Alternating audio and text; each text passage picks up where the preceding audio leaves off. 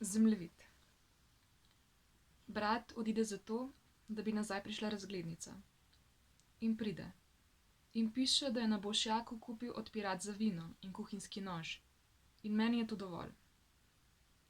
Nato spet gre in nazaj prispe opis manga za 8 centov. Izruvani zobje in žalost v dolžini črva, ki ga je potegnil iz nosu mrtve deklice, tako da na koncu zmanjka prostora za podpis.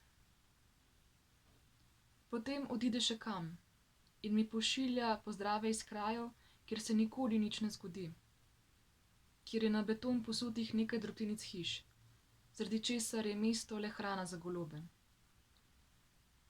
Ko mi nima kaj pisati, razglednica zakroži med sopotnike, da zapolnijo njegovo praznino.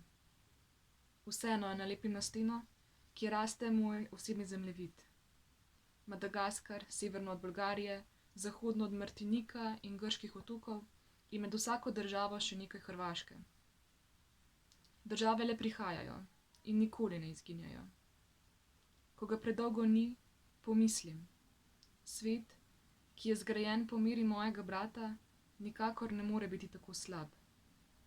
Ko se obrne na glavo, me na drugi strani zmeraj čakajo njegove besede.